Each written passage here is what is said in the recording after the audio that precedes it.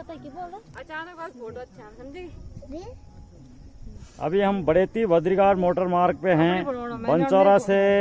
बनचौरा दीवारी खोल से कुछ ही किलोमीटर आगे पे ये सुरम्य स्थल है। हाँ हाँ, प्राकृतिक छटाओं से भरा हुआ। देखो इधर देखो रे। देखिए ये चीड़ का पेड़ कितने अच्छे लग रहे हैं। ये प्राकृतिक सौंदर्य से ये क्षेत्र जो भरपूर है। अरे वाह, बैठ बैठ बैठ। आज हम साथ में यात्रा कर रहे हैं। प्रियंका राणा और ये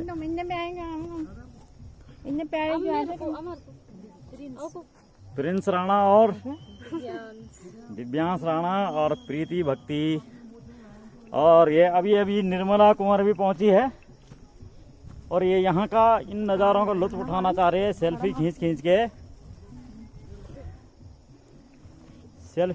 के ये देखो वो कुंवर साहब है। अपने क्षेत्र के लोगों से संपर्क बढ़ाते हुए, जान पहचान करते हुए, क्योंकि उनका भी घर में कमी आना होता है। वाह,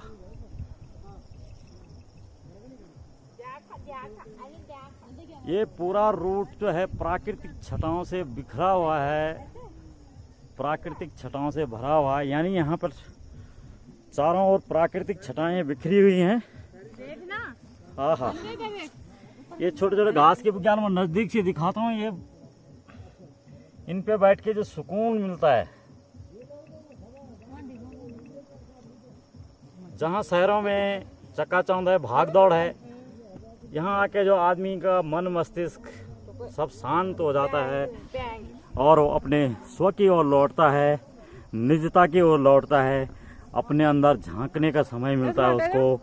जहाँ शहर में लोग जो है बाहरी भौतिकवाद की चकाचौंध में भागते नजर आते हैं और वहाँ शायद अपने बारे में भी सोचने का टाइम नहीं मिलता लोगों को। और ये देखो यहाँ आके आदमी को एक आध्यात्मिक शांति मिलती है।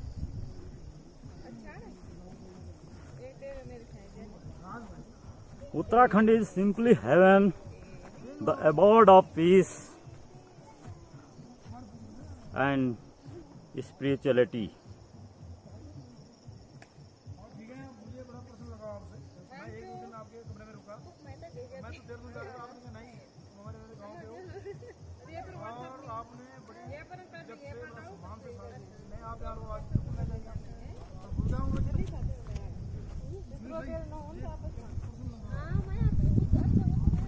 ये दिखाता हूँ, यहाँ पर जगह जगह जो है मंदिर बने होते हैं उत्तराखंड में, छोटे छोटे, क्योंकि यहाँ के लोग जो है आध्यात्मिक भावनाओं से काफ़ी जुड़े हुए होते हैं। और ये हर कहीं यहाँ पर छोटी छोटी दूरियों पर आपको इस प्रकार के मंदिर मिल जाएंगे। ये इनकी आस्थाएं हैं।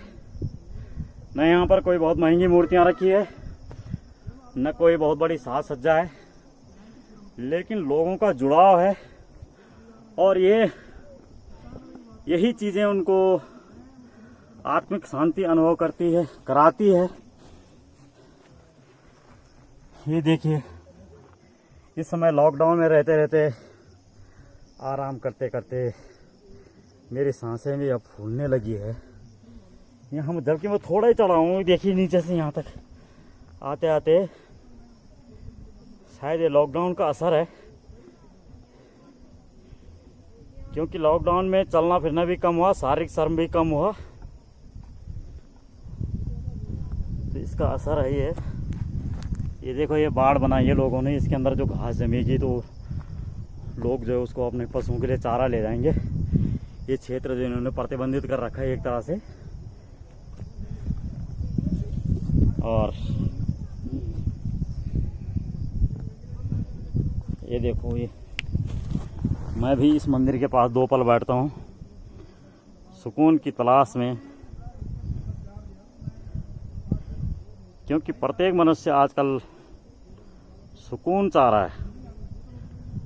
सुकून यानी एक तरह से कहिए उसको मोक्ष है।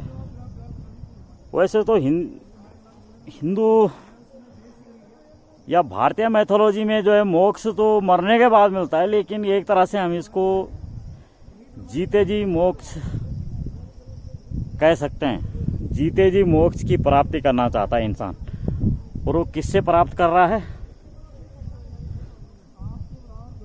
कोई भौतिक, मतलब ज़्यादातर लगाव जो है लोगों को भौतिकवाद की तरफ। मैं कितनी सुविधाएं जुटा सकता हूँ, मैं कितनी महंगी गाड़ी में घूम सकता हूँ, मेरे ड्राइंग रूम में कितना महंगा टीवी है, मेरे हाथ में कितना महंगा स्मार्टफोन है, और भी कई चीज़ें हैं। मतलब लोग, हमारी जो ज़िंदगी का एम बन चुका है ये है आजकल इन भौतिक वस्तुओं की प्राप्ति, और इसी होड़ पे हम लगे हुए हैं दिन रात। यानी कि इन सब का मकसद क्या है? जीवन में शांति प्राप्त करना, सुकून, यानी कि मेरा जीवन इनसे खुशहाल होगा। लेकिन ड्राइंग रूम में बहुत अच्छा टीवी है, लेकिन देखने का टाइम नहीं है।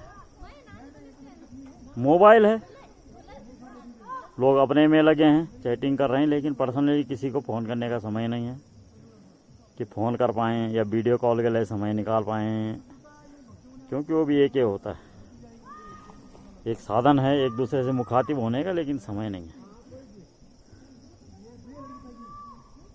ड्राइंग रूम में बहुत अच्छे सोफे लगे हैं, लेकिन उन्हें बैठने का समय नहीं कि जब मतलब आप फुर्सत से बैठ सकें।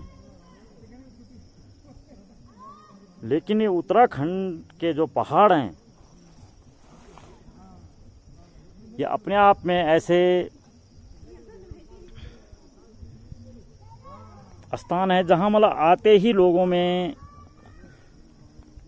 एक आध्यात्मिक शांति स्वतः ही आ जाती है। यहाँ आके सुकून लगता है, सुकून लगता नहीं, मिलता है सुकून अपने आप ही आदमी के अंदर। उसका मन और मस्तिष्क शांत हो जाता है और थोड़ी देर सोचने लग जाता है, और लगता है वास्तव में यहाँ का जो प्राकृतिक सौंदर्य, यहाँ का सुकून है जो, वो सारे भौतिकवाद पे मुझे भारी नज़र आता है।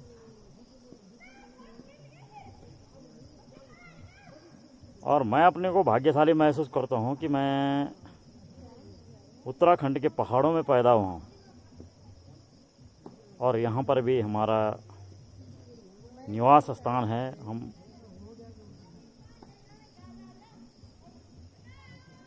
जहाँ पर आके अनायास ही एक शांति मिलती है, एक सुकून मिलता है। बाज़ार की चकाचौंध से दूर कुछ पल अपने लिए। लेकिन अगर टूरिस्ट लोग भी आएँ तो वो भी यहाँ पे कुछ समय रह के सुकून का अनुभव कर सकते हैं और सुकून के पल गुजार सकते हैं। ये सुरम्य वादियाँ अपने आप जो है यहाँ पे एक पीस, एक शांत, एक गहरी शांति उत्पन्न कराती है मन में।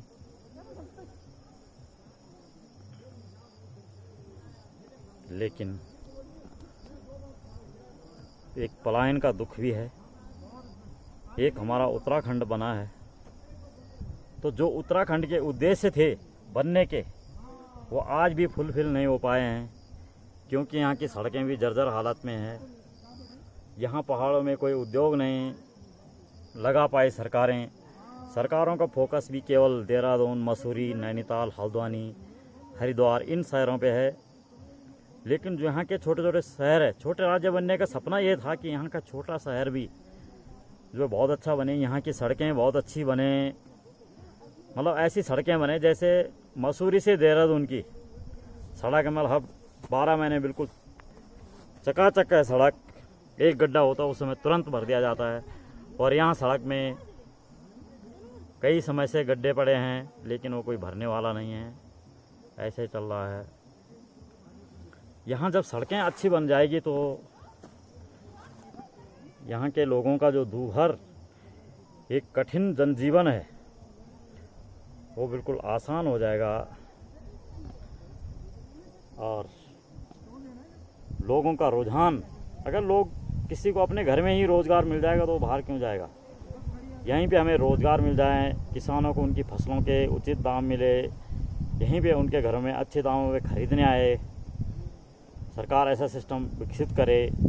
और मेन चीज़ यहाँ की सड़कें बन जाए बहुत अच्छी। सड़कें जिस दिन बन गई, सड़कें अपने आप विकास लाती है, क्योंकि इतिहास गवाह है कि मानव सभ्यता का इतिहास, इसमें पहिए का आविष्कार जो बहुत क्रांतिकारी रहा। जब पहिए का आविष्कार हुआ तो विकास का चक्का भी घूमने लगा।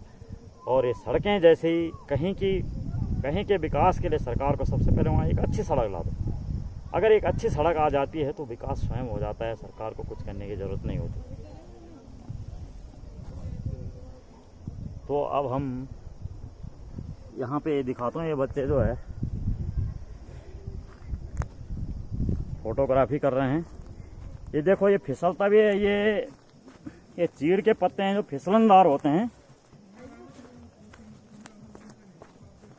और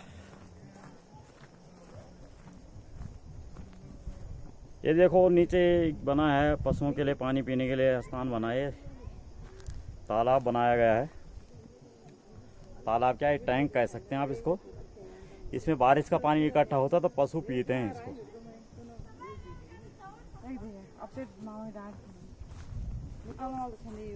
ये देखो, अब ये निर्मला कुंवर है यहाँ पे। और ये जो इनकी जो आवाज़ है जो बहुत खूबसूरत है, आवाज़ के धनी है ये। और इन वादियों में इनकी आवाज़ में अगर एक गाना हो जाए तो ये बड़ा यहाँ पे इस सुकून को दोगुना कर देगा। अगर ये अपने आवाज़ में कोई एक मधुर गाना गाए जो इनके दिल के करीब हो और जिसे ये अपने सबसे आसपास मानती हो, और अपने दिल से गा रही हैं ये अब इन नज़ारों में। चलो तो शुरू हो जाओ।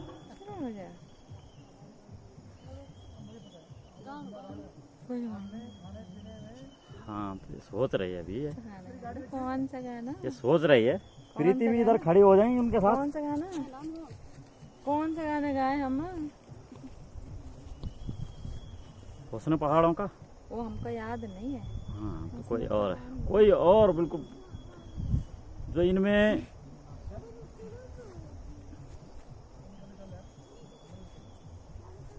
जो आवाज इस प्राकृतिक सौंदर्य को दोगुना कर दे, ऐसा कोई गाना। ये प्रीति भी खुश नजर आ रही है। दिमाग में नहीं आ रहा है गाना कोई।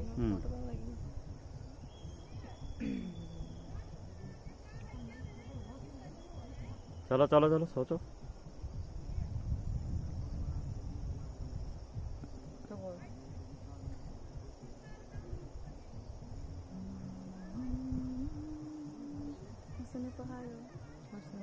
ये वादियाँ बार बार। हाँ हाँ, तो क्या हो बार बार क्या। No no no no.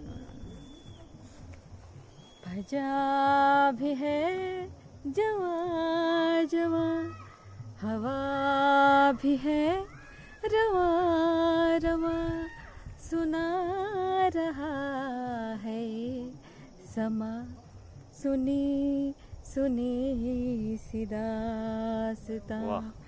फजा भी है जवा जवा, हवा भी है रवा रवा, सुना रहा है समा, सुनी सुनी सी दास्तां।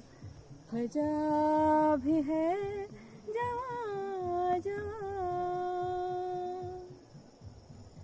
पुकारते हैं दूर से वो काफिले बहार के, वो पुकारते हैं दूर से वो काफिले बहार के, बिखर गए हैं रंग से किसी के इंतजार के लहर के होठों पर वफा की है कहानियाँ सुना रहा है ये समा। सुनी सुनी सी दास्तां फजा भी है जवां जवां, हवा भी है रवां रवां, सुना रहा है ये समा। सुनी सुनी सी दास्तां फजा भी है जवां जवां।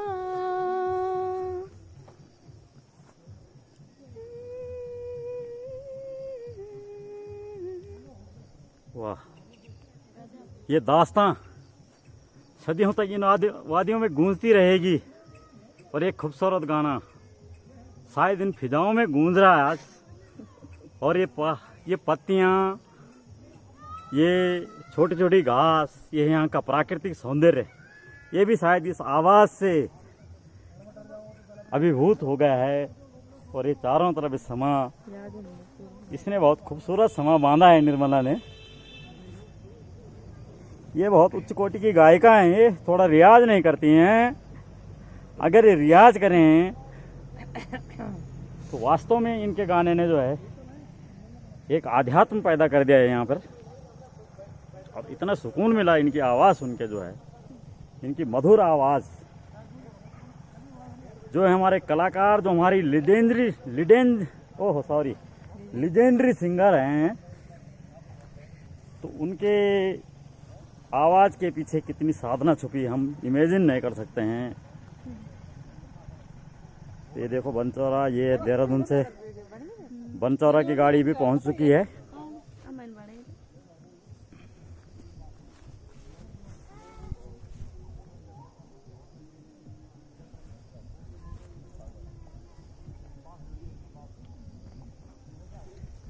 अब कुंवर साहब आ रहे हैं।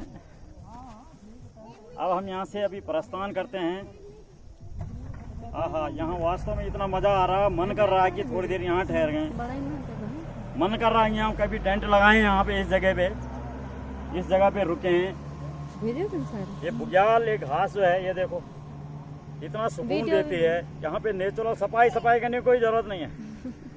बाजार में होते अभी तक सारे कपड़े हमारे गंदे हो चुके होते, और यहाँ पर इतना सुकून मिल रहा है।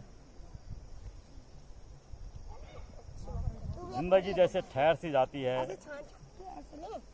यहाँ पर एक ठहराव का अनुभव होता है। जो भागता हमारा मस्तिष्क है, हमारा मन जो है, जो मन के घोड़े पे जैसे लगाम लग जाती है, क्योंकि मन के घोड़े पे लगाम लगाना बड़ा मुश्किल होता है। लेकिन यहाँ के ऐसे आके ऐसा लगता है जैसे हमारे मन के घोड़े पे भी लगाम लग गई है, और हम क्या है थोड़ी देर के लिए अपनी ओर लौट गए। स्व की ओर लौटना, ये वीडियो बनी, पहाड़ों में आना यानी स्व की ओर लौटना। जब स्व की ओर लौटता है आदमी अपने पहाड़ में स्व की ओर, और ये हमें ऊंचाई का अनुभव कराते हैं। लगता है कहीं ऊंचाई पे हैं। ये हमें जीवन में ऊंचा उठने की प्रेरणा देते हैं। और इसमें मैं भी 2 लाइनें गा रहा हूँ। शायद वैसी आवाज़ तो मेरी उतनी अच्छी है नहीं, लेकिन मैं भी कोशिश कर रहा हूँ ये आजकल थोड़ा आवाज़ अपनी निखारने की। तो मुझे ज़्यादा तो याद नहीं गाना, तो इस पल में मुझे एक ही गाना याद आ रहा।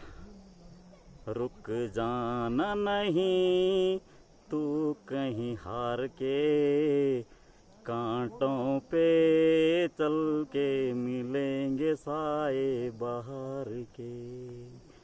रुक जाना नहीं तू कहीं हार के, वेरी गुड, कांटों पे चल के मिलेंगे साए बाहर के। ओ राही ओ राही ओ राही ओ राही ओ राही ओ राही ओ राही ओ राही। आने वाली बेहतर कल की उम्मीद में अब मैं आपसे विदा लेता हूँ और अब हम देहरादून के ओर प्रस्थान कर रहे हैं। Thank you, goodbye, see you again next time. इन्हीं वादियों में मिलते हैं बहुत जल्द। इन वादियों में आते रहेंगे, गाते रहेंगे, मुस्कुराते रहेंगे और जीवन में आगे चलते रहेंगे। और क्योंकि चलने का इनाम ही जिंदगी है। सब्बा खैर, गुड बाय। भयंकर फोटो अंग्रेज लगने एक देगा।